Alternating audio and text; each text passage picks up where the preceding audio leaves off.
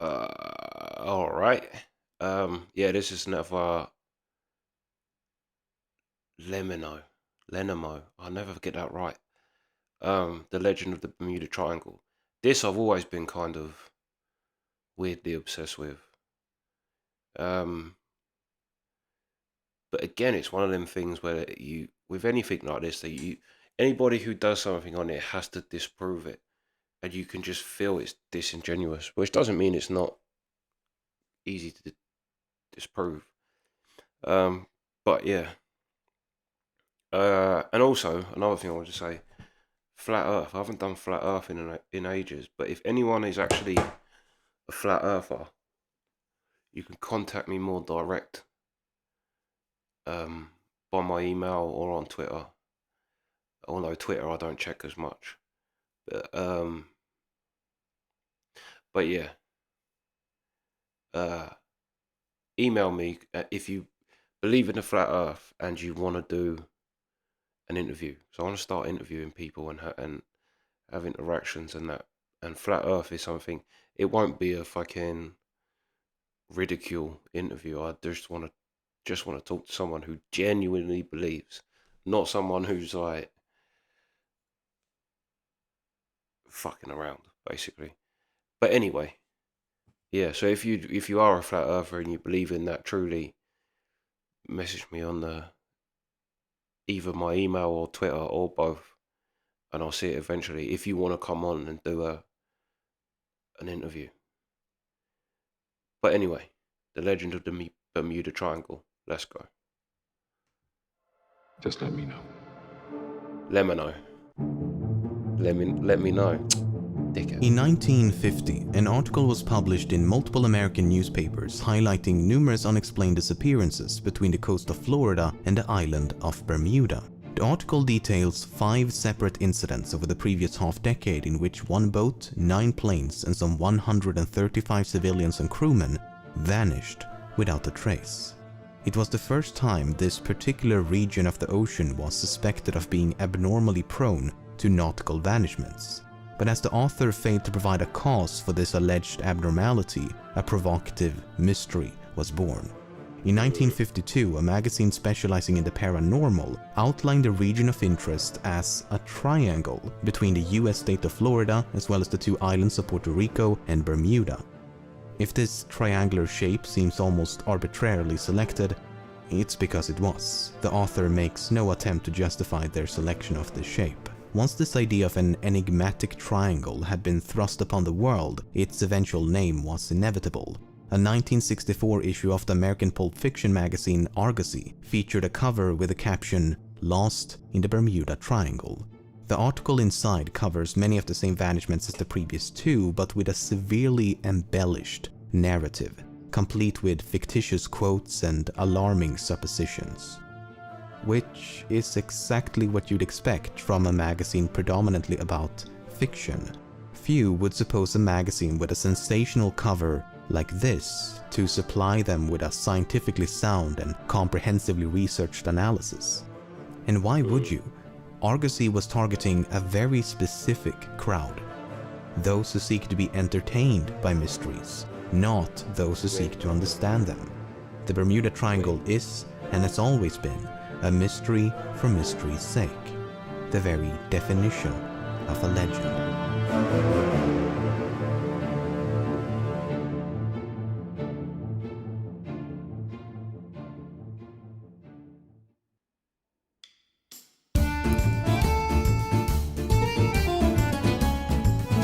One of the oldest stories said to exemplify the mysterious qualities of the Bermuda Triangle is that of the first transatlantic voyage by Christopher Columbus in 1492. 3 events are said to be of note. The crew observed a fireball of some kind, their compasses inexplicably malfunctioned, and a strange light seemed to be suspended above the ocean surface. The fireball was more precisely described as a marvelous branch of fire that fell from the sky into the sea. While invoking aliens and UFOs would certainly be more exciting, there's really no need, as a meteor would be more than qualified to account for that description. In fact, shooting stars are the most common in September due to the orbit and tilt of the Earth, and this sighting occurred on September the 15th. On September the 17th, the crew noticed their compasses misaligned with the North Star.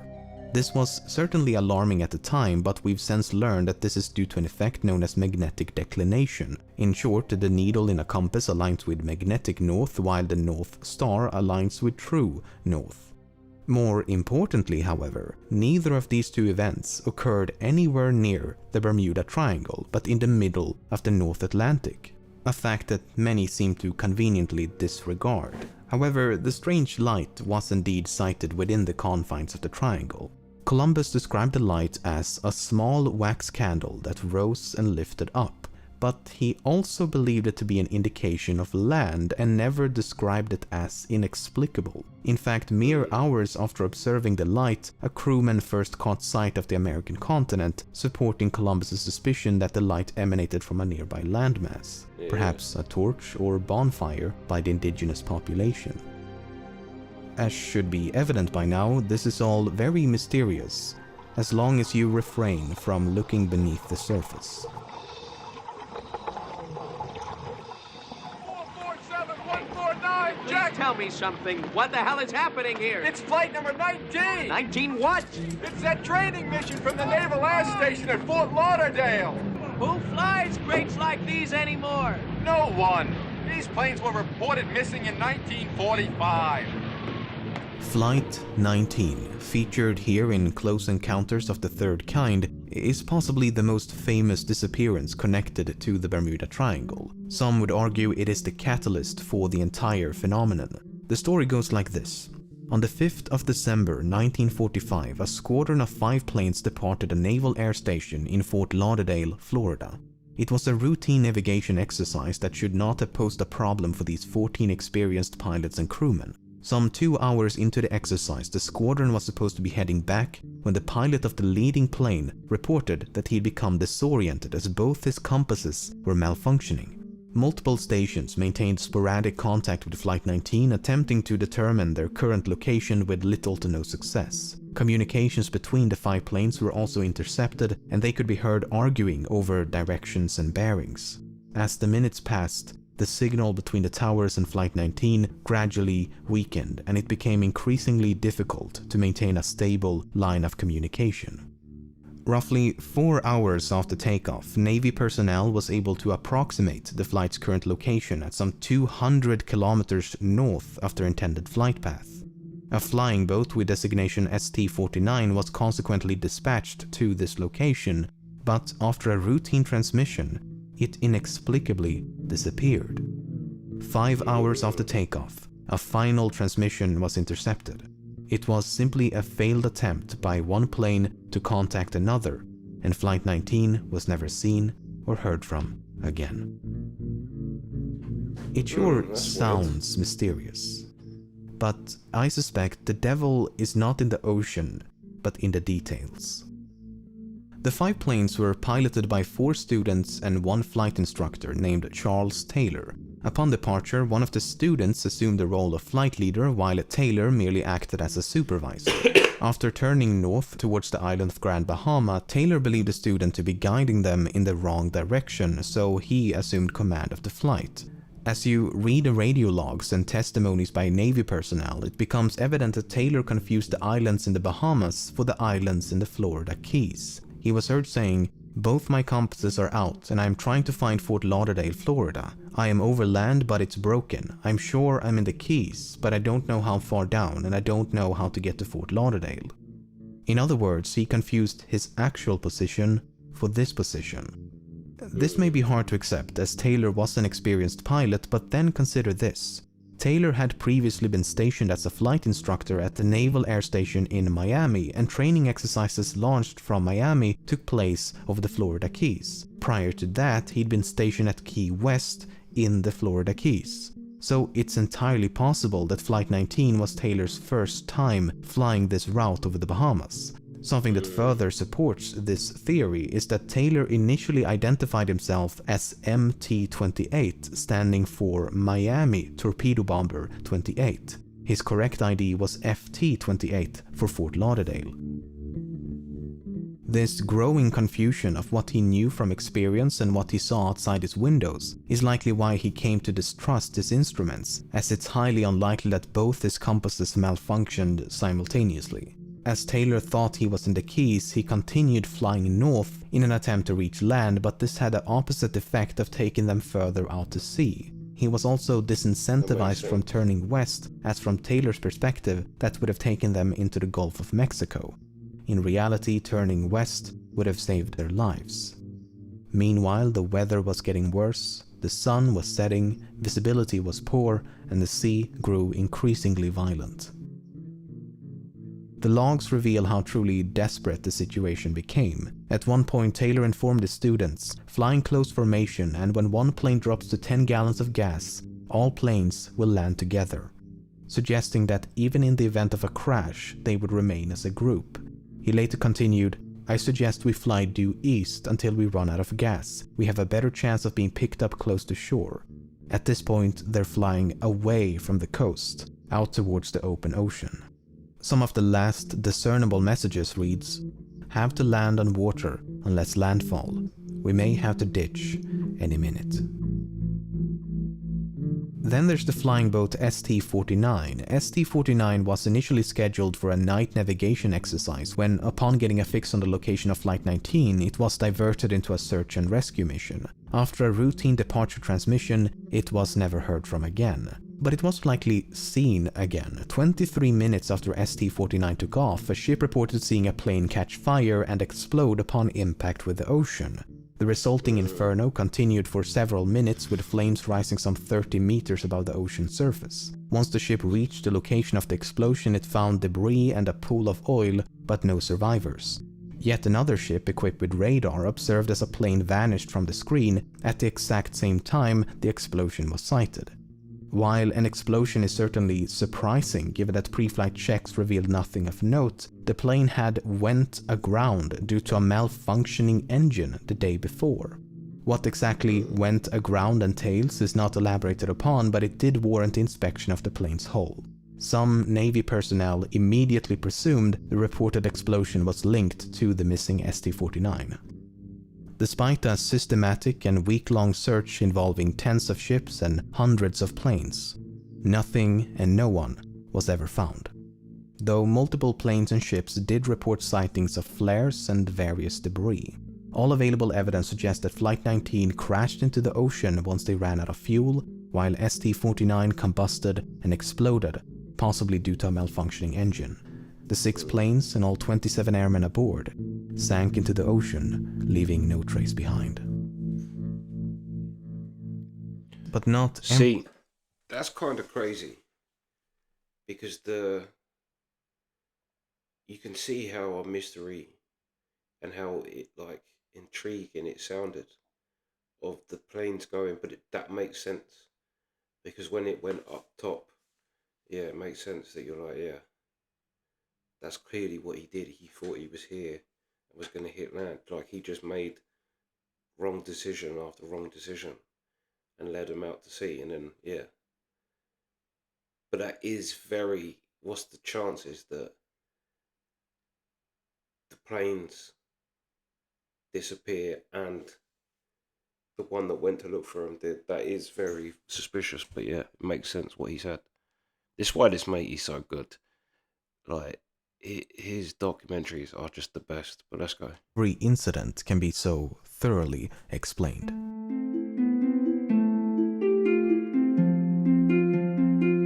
On the 17th of January 1949, a plane known as the Star Ariel departed Bermuda for Kingston, Jamaica. An hour into the flight, the pilot made a routine transmission with no indication of alarm, but the plane was never seen or heard from again. There was no evidence of a crash and no distress call had been received. The weather was excellent for the entire duration of the flight. The pilot and his crew was highly experienced and had flown this specific route many times before, and the plane was in working condition prior to departure. A succeeding investigation failed to determine a probable cause due to a lack of evidence. But what makes this even more mysterious is that a sister plane known as the Star Tiger had vanished under similar circumstances the year before. On January the 30th, 1948, the Star Tiger disappeared while approaching Bermuda from the east. The pilot and the rest of the crew were highly experienced, but the weather was not ideal with strong winds and heavy rain. The strong winds had blown the plane off course just an hour before their last transmission, and they were never seen or heard from again. The succeeding investigation concluded, "In closing this report, it may truly be said that no more baffling problem has ever been presented for investigation. What happened in this case will never be known, and the fate of Star Tiger must remain an unsolved mystery." But even in information-deprived cases like these, natural explanations do exist. For example, the accident report of the Star Tiger revealed that the plane had been poorly maintained and known defects remained unrectified. Subsequent investigations also found that this particular type of airplane had a heater in the cabin that was prone to malfunction, and due to poor design, there was a chance of combustion and explosion. 2 pilots experienced with this type of aircraft believed this was a real possibility, and one of them stated, "My theory is that hydraulic vapor escaped from a leak which got onto a hot heater and caused an explosion."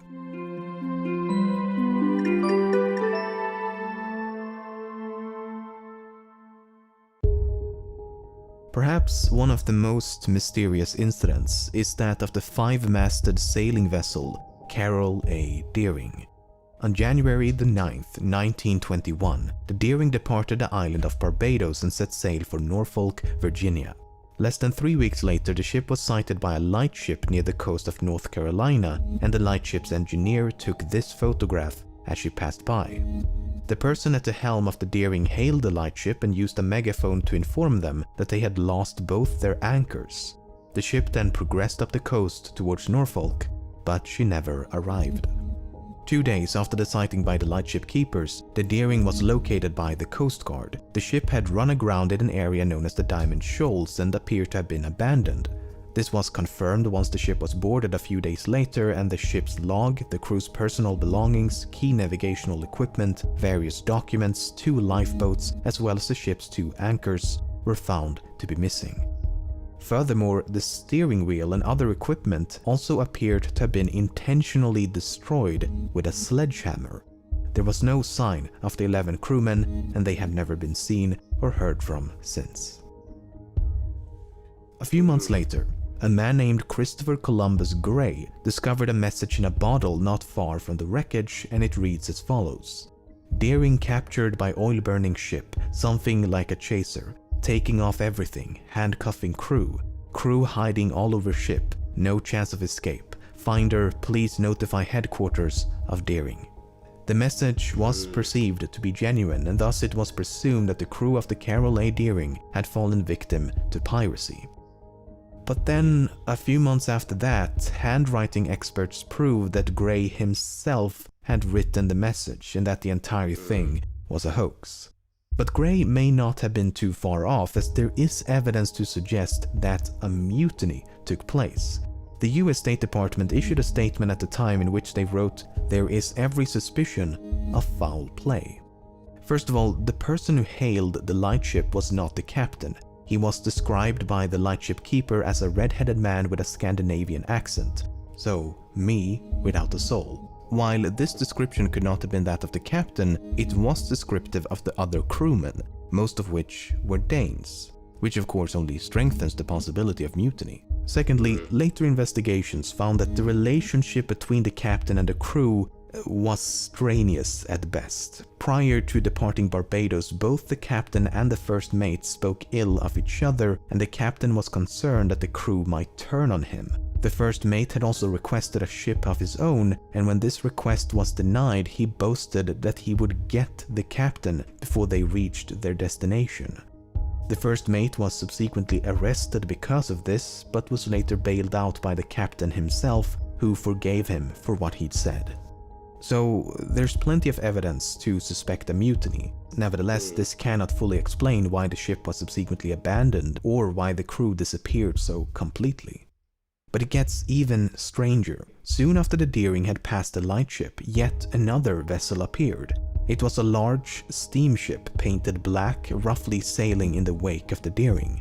When the lightship hailed the vessel, not only was the hail ignored, but the crewmen unfurled a canvas to cover the ship's nameplate before speeding away.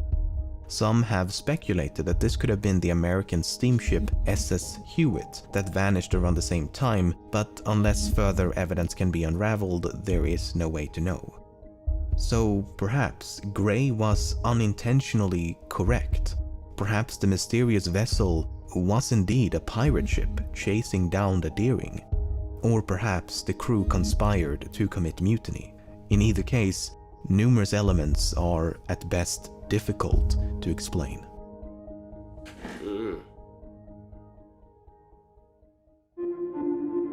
To conclude this video, I'd like to talk about the triangle itself. If the Bermuda Triangle was anything but a legend, why is it not marked on publicly available maps and nautical charts? If the US Coast Guard is so concerned with the safety of others, don't you think they have a responsibility to warn the populace about this abnormally dangerous region of the ocean? Yet they and every other relevant authority willfully allow hundreds of ships and planes to sail and fly through the region every single day without as much as a warning. If we need a sign for wet floors, a sign for imminent death by supernatural forces seems justifiable. After all, the region that is the Bermuda Triangle is a highly trafficked region of the ocean. Now, one could argue that more traffic equals more accidents, thus more vanishments, but that would almost make a bit too much sense. One of the articles I showcased at the beginning of the video concludes with this open-ended question. Will somebody please come up with an explanation or even suggestion as to just where all these planes, ships, and possibly submarines did go? I'm gonna take a wild stab at this and say the ocean. The ships and planes and possibly submarines sank into the depths of the ocean. Do they float? Oh. No, they sink. I don't know what to tell you, but a catastrophe at sea and buoyancy are just not the best of friends. Besides, do you really want to listen to a clown in a sewer drain over the physical laws of reality itself? Oh yes. They float, Georgie. They float. Okay, maybe I'm overtly facetious at this point, but the absurdity of this phenomenon is also what makes it so fascinating to me. Despite my best efforts, I've been totally unsuccessful in my attempts to understand what exactly constitutes as a Bermuda Triangle disappearance. How does one know when to attribute a missing craft to the Bermuda Triangle? It sounds like, and it truly should be, an easy question to answer, but it is anything but. In some cases, such as in the case of Flight 19, the incident occurred within the general confines of the triangle, but Flight 19 is an exception. Most vanishments occur when the route of a plane or ship simply overlapped the triangle. In 1963, a ship known as the SS Marine Sulphur Queen departed a harbor in Beaumont, Texas, heading for Norfolk, Virginia. Her last known location was here, but then she just vanished, as if sinking into some inexplicable abyss. Her disappearance is blamed on the powers of the triangle, despite the fact that the ship is just as likely to have disappeared in the Gulf of Mexico. In fact, the Coast Guard believes she disappeared just before reaching the Florida Keys, but what do they know? In 1954, a plane disappeared while traveling between the US state of Maryland and the Azores. It is said to be a victim of the Bermuda Triangle despite being outside its boundaries.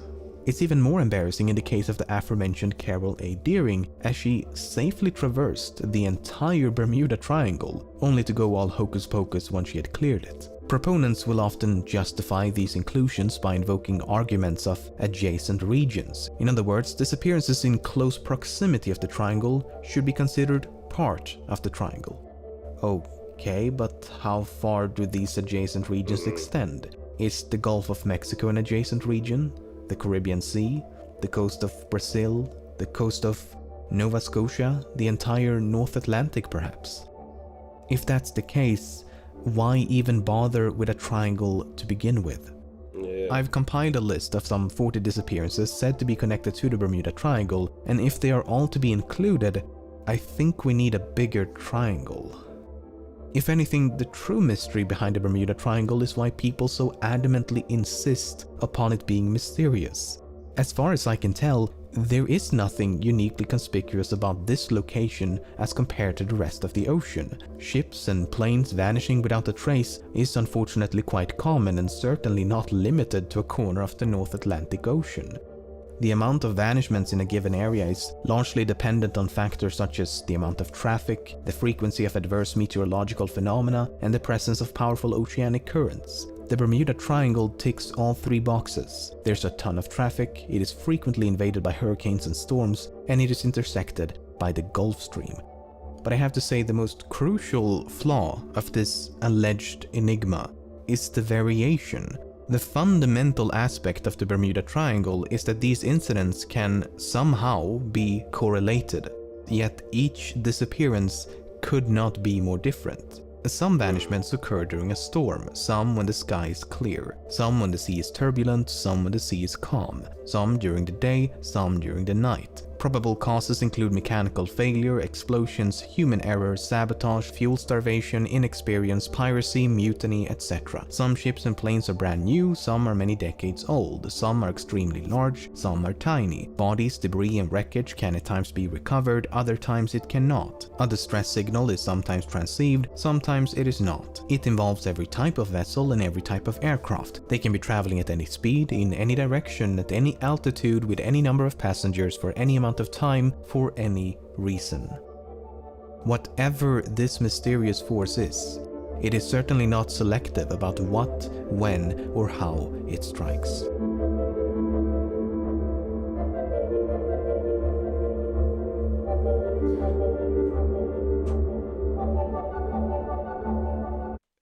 Yeah, told you he's good. Although the thing is, like, it's they would make the most sense, but then it's not even to say that that's what really happened. But then if there's pirates there, that explains a lot. Ships just being taken and the covering of the thing, yeah, that could literally like covering the sign of the ship, name of the ship. It's like that could be, yeah, either mutiny or pirates, or yeah. But the biggest thing is the majority of them didn't even happen in the Bermuda Triangle. I mean, if every single one of them ones that went missing happened in that thing, then yeah, that would be more suspicious. But the fact that it's just around it and that is, mm.